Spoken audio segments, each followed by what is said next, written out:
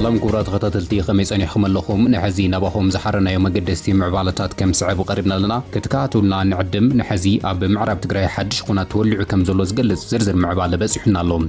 حالتات تقراي بعنفة الددب الزركة بالدلدل تكذا بسلطاوي من قد تشاقيرو مهلاو تقاليسهم حالتات تقراي قبر ملسيو زبلو وخبير متكعتي كم زفون نوون تقاليس لهم زرزر معبالو دحر دقايق قربيو تقراي نمتكعتي درون نموداتا متنقطع قبر ملسي توهيبولهم هوحات تدراربتي متكعتات الدون تزيلو نايم مكاتن قراتنتن عاقمي كم زلوون آتنقيقولهم هوحات قدم دقائق زوصو نا انجليزيا مجلسي بزرزر كنقرب لكم ينام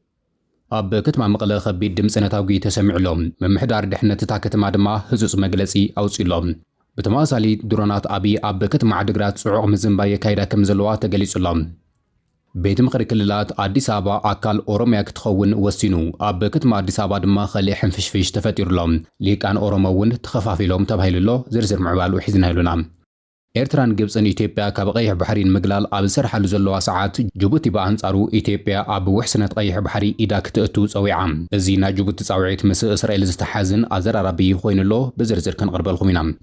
إثيوبيا مس أمريكا أب مداي مكلخالن صتاوي استراتيجي محزنة مسرات كم تسمع معت وانت قاليس له نايزو من خالو زرزر معبالتات حزيك قرب الخميو كسمو داتا مسايس نحكم كتكاتو بخبر عدمكم أب كتما مقله قدمي حدث دقائق استسمع دمص نتاوغي ناي مصبو سمينتو دباميت مخونو تقاليسهم بركز بلو أكاله دما مستي أب زقنيات زي بسرعة بلصقنا أبي حمد ككيد زقني متقعتات دبداب درون بمتحاز أتيس سمعنا تاوغ دما ناي دروني زبل سقاتات فتير لهم كم زلو أب محبرو ميدا كقلصو تعذبنا لنا نزيع ودما بيصفات دحنت كتما مقله أتيس سمع دمص نتاوغي أب مصبو سمينتو استسمع ناي دماميت دمص مخانو أرقاقيس لهم مزيت تحزو دما بعلا شندا كاب ستاديوم من أداباي نوصاي كخبر توستين لهم بعلا شندا كاب ستاديوم من أداباي تنوصيو بب مندور كخبريو ممرح وصيو زلهم صباح أب ملا تግራይ ዝከይድ ናይ بعلا شندا ጽምብል ካብ ስታዲየማትን ህዝባዊ ኣደባባይ ትንወጽዩ በብ መንደሩ ባህላዊ ትሕዝቱ ብዝዓቀበ ኣግባብ ጥራሕ ክኽበር መንግስቲ ትግራይ መምርሒ ከም ዝሃበ እዩ ቢሮ ባህልን ቱሪዝምን እቲ ክልል ኣፍሊጡ ዘሎም ናይ ሎም ዓመት 2018 بعلا شنዳ ዝኽበር ዘሎ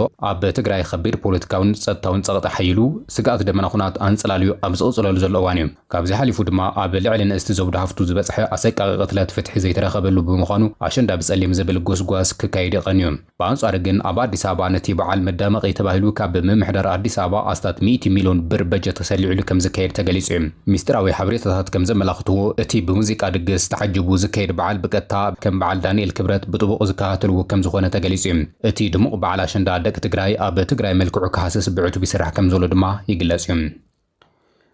درونات أبي أحمد أبي عدقراتي زنبيا كم زلوات تجلسوا أستطيع 24 ساعات أباير صنحة درونات أبي أحمد أب سمايا تجري بترجعامي يزنبيا كم زلوا أزجل زلوا خينو أب عدقرات نبارات أبلات مثل خال سراويت أخيبا أب زكايد لزلوا حزق واندما سفيحنا درون داساسي كيد كم زلوا في الفلات كافتبو تحبير مالهم أب كتم عدقرات أب عدراش وردا جنت أفشوم تجارو نبارات أبلات مثل خال سراويت تيبيا حزق أخيبا أب زكايد لزلوا وان أب لعلي سمايا تتكتما بدرون نايد حساسن كتتلين سرحتاتي كيد كم زلوا كابتي كوابي زوز زلو صبصبات يملختهم سرعات بلصقنا ابز اوان زي اب سمايات تاكتما بدرونات زكايدو زلو ناي كتتلن داساسن سرحيت توسختي ناي درون متقعتات نمفصام زعلمه كخون يخيل يزبل خبير سغاتات اب تحبر سفطيرو كم زلو دما اتي استرخه بحبريتا ملختيم زي اب كتما عدغرا زري زلو ناي درون داساس نتي اب كتما مقله كبابتا تكيحان زتخايده تدرارابي ناي درون متقعتات سعيبو زغبر زلو مخانون تغليصيم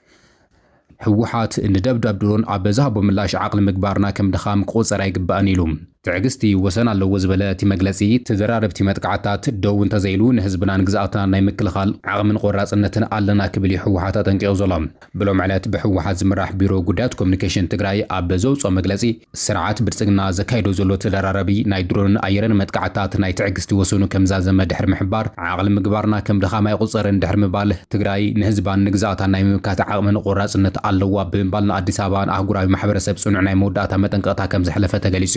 እቲ ክልላው መንግስቲ ኣብ ዘውጾ መግለጺ ትግራይን ሰላም ዘለዋ ቁርብነት ብምርኣይ ብልዑል ትዕግስቲ ክትስጉም ምጽናሓ ብምዝኻር ይኹን እምበር ፌደራል መንግስቲ ነዚ ከም ድኸም ብምውሳድ መጥቃዕታት ቀጺሉ ከም ዘሎ እዩ ኣመላኺቱ ዘሎም ኣብቲ ካብ መቐለ ዝወጽእ ናይ መጠንቀቕታ መልእኽቲ ዓቅሊ ምግባርና ከም ድኻም ወይ እውን ህዝብና ናይ ምክልኻል ዓቕሚ ከም ዘይብልና ተገይሩ ክትርጎም የብሉን ዝበለ ኮይኑ ትግራይ ንህዝባን ንግዛኣታን ናይ ምሕላው ዓቕምን ቆራጽነትን ኣለዋ ትዕግስቲ ጽቡቕ ባህሪ እኳ እንተኾነ ትዕግስቲ ግና ወሰን ኣለዎ ዝብል ሓረግ ኣዘራራቢ ኮይኑሎም እቲ ዝካየድ ዘሎ ናይ ኣየርን ድሮንን መጥቃ መጥቃዕታት ደው እንተዘይሉ ትግራይ ብገዛ ዓቕማ ንህዝባን ንግዛእታን ናይ ምምካት ስጉምታት ካብ ምውሳድ ከም ዘይትቁጠብ ድማ አጠንቂቑ ዘሎ እቲ ክልላዊ መንግስቲ ነዚ ናይ መወዳእታ መጠንቀቕታ ንምሃብ ዘገድድዎ ፌደራል መንግስቲ ዝፍጸሙ ዘለዉ ተደራረብቲ ወታደራዊ መጥቃዕታት ዘርዚሩ ዘቐመጠ ኮይኑ እቲ ኣብ ምዕራብ ትግራይ ሸረሪና ዝተፈጸመ ወታደራዊ መጥቃዕቲ ብተመሳሳሊ እውን ኣብ ደቡብ ትግራይ ወረዳ መረዋ ኣብ ቤት ትምህርቲ ዝተፈጸመ ናይ ድሮን ደብዳብ ድሕሪኡ ድማ ኣብ ወረዳ ዋጃ ጥሙጋ መንደር ማርያም ኩቢ ዝተፈጸመ ናይ ድሮን ከቢድ ኣጽዋርን ደብዳብ ስዒቡ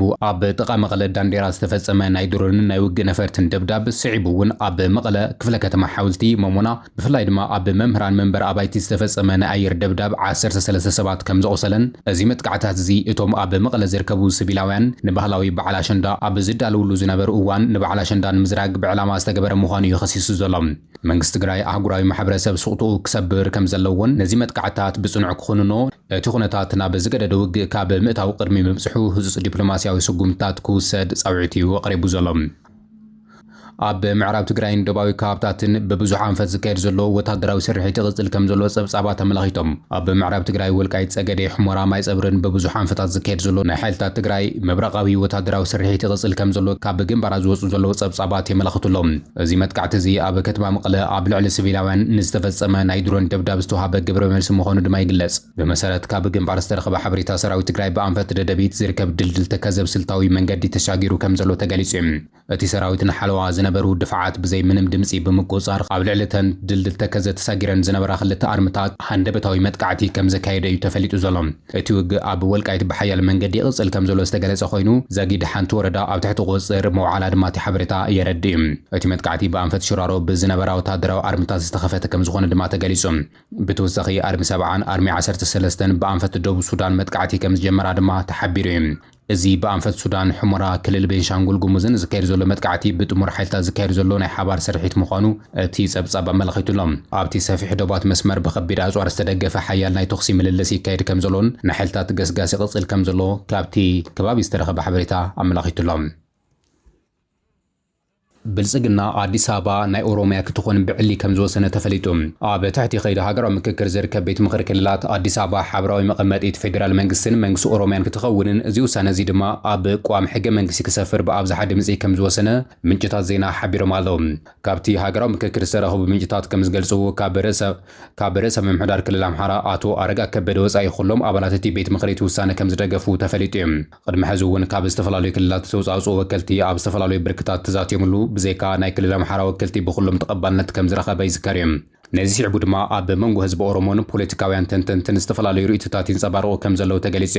ፊንፊኔ ዝብልዋ አዲስ አበባ ንህዝቢ ኦሮሞ ናይ ህልውና ቀይሕ መስመርን ጉዳይ ከም ዝኾነ ዝገልጹ ኮይኖም እታ ከተማ ናይ ኦሮሚያ ከም ዝኾነትን ብቐጥታ ኣብ ትሕቲ ክልል ኦሮሚያ ክትመሓደር ከም ዘለዋ ብነድሪ ሓሳባቶም ይገልጹ ከም ዝነበሩ ይግለጽ እዩ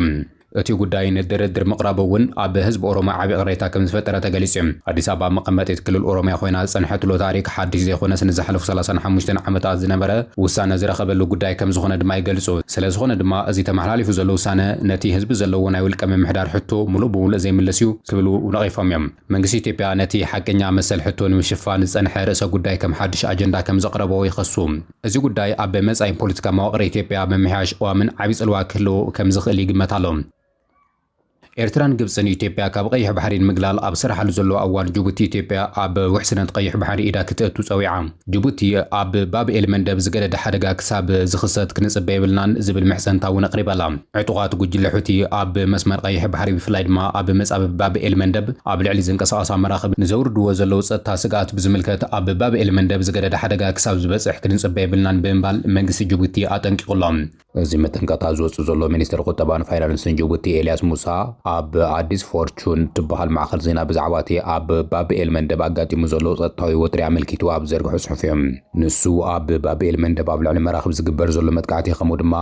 ሰላማውያን መራኽብ ብስንኪ ኣብ ልዕሊ መራኽብ ዝግበር መጥቃዕታት ዘጋጥም ዘሎ ከባቢ ሓደጋ ነቲ መተሓላለፊያ ብከቢድ ሓደጋ ውሪድዎ ከም ዘሎ ድሕሪ ምግላጽ ወታደራዊ ፍታሕ ጥራሕ ዘይኮነስ ነባሪ ፖለቲካውን ጸጥታውን መርሓ መንገዲ ዘለዎ ፍታሕ ክርከበሉ ኣለዎ ብምባል ብጀካ እተን ቀይሕ ባሕሪ ዝዳውባ ሃገራት ዓለም ለኻውያን ርእሰ ሓያላት ከምኡ ድማ ጸልዋ ዘለዎን ኸንዩ ጂኦግራፊ ቅርበት ናይቲ መስመር ዝኸይድ ዘለዋ ሃገራት ኢደን ካሕውሳ እዩ ጻዊት ኣቕሪቡ ዘሎም ከም ዝፍለጥ ንጉዳይ ቀይሕ ባሕሪ ብዝምልከት ከም ኤርትራን ግብፅን ዝኣመሰላ ምስቲ ባሕሪ ዝዳወባ ሃገራት ጉዳይ ቀይሕ ባሕሪ ምስቲ ባሕሪ ዘዳወባ ሃገራት ኢደን ክእትዋ የብለንን ዝብል መርገፂ ዘለዎን ኮይኑ እዚና ጅቡቲ ሚኒስትር ቁጠባን ፋይናንስን ግና ንጉዳይ መተሓላለፊ ባብ ኤሌመንት ደም መፍታሕ ክንዩ ሃገራት ቀይሕ ባሕሪ ርእሰ ሓያላት ሃገራት ከምኡውን ጽልዋ ዘለዎን ኣብቲ ከባቢ ብጂኦግራፊ ዝረሓቐ ሃገራት እውን ኢለን ከእትዋዩ ጻውዕ ተቐሪቡ ዘሎ ኢትዮጵያን ኣሜሪካን ኣብ መዳይ ምክልኻልን ጸጥታዊ ስትራቴጂ ምሕዝነት ምምስራት ተስማዕሚዐን ከም ዘለዋ ተገሊጹ ኢትዮጵያን ኣሜሪካን ኣብ መዳያት ምክልኻል ጸጥታን ሁለንተናዊ ስትራቴጂካዊ ምሕዝነት ምምስራት ኣብ ስምምዕነት ከም ዝበጽሐ ዝተገለጸ ኣብ ሚኒስትር ምክልኻል ኢትዮጵያ ዋና ዳይሬክተር ወጻኢ ዝምድናታት ወታደራዊ ምሕዝነት ሜጀር ጀነራል ገመቹ ዝመርሑ ላዕለዋይ ወታደራዊ ልኡኽ ኣብ ኣሜሪካ ናይ ስራሕ ዑደት የካይድ ከም ዘሎ ተገሊጹ እቲ ወታደራዊ ልኡኽ ኣብ ዑደቱ ምስ ናይ ኣሜሪካ ሚኒስትር ምክልኻል ፔንታጎን ናይ ኣፍሪካ ጉዳያት ምክትል ረዳት ሚኒስትር ብራያን ጂኤልስ ከምኡ ድማ ላዕለዎት ኣመራርሓታት ኣብ ክልቲኣዊ ናይ ሓባር ጉዳያት ሰፊሕ ምይይጥ ከም ዘካየደ ተገሊጹ ናይ ክልቲአን ሃገራት ወታደራዊ ዲፕሎማስያውን ምሕዝነትና ብሓዲሱ ዝለዓለን ብርኪ ንምስጋር ናይ ሓባር ምርዳእ ተበፂሑ ከም ዘሎ ተገሊጹ ናይ ክልቲአን ሃገራት ናይ ምክልኻል ትካላት ምሕዝነት ምስፋሕን ስትራቴጂካዊ ወታደራዊ ምውሃድ ብዝበለጸ ንምጥንኻር ተስማዕሚዐን ከም ዘለዋ ተገሊጹ ብመሰረት ሚኒስትር ወጻኢ ጉዳያት ኢትዮጵያ ኣብ ዝሃቦ ሓበሬታ እዚ ስትራቴጂካዊ ምሕዝነት እዚ ብቐንዱ ሃገራዊ ረብሓን ሓበራዊ ተጠቃምነት ንምውሓዝ ከምኡ ድማ ናይ ሓባር እምነት ንምጥንኻር ኣብ ዞባ ቀርኒ ኣፍሪካ ከባቢውን ዘላቐ ሰላም ጸጥታን ምርጋእን ምስፋን ዝዓለመ ከም ዝኾነ ተገሊጹ ክልቲኦም ወገናት ዝተበጽሖም ናይ ምሕዝነት ማዕቀብ ብቕልጡፍ ናብ ተግባር ንምእታውን ናብ ዝሕሸ ስትራቴጂካዊ መሻርክትነት ንምዕባይ ዘለዎም ጽኑዕ ቁርጽነት ቆራጽነት ኣረጋጊጾም ከም ዘለው ድማ ተገሊጹ ብተወሳኺ እቲ ወታደራዊ ልኡኽ ኢትዮጵያ ምስ ካልኦት ናይ ኣሜሪካ ናይ ምክልኻል ትካላት ኣመራርሓ ሰፊሕ ዘተታት ዑደታት ከም ዘካየደ ተገሊጹሎም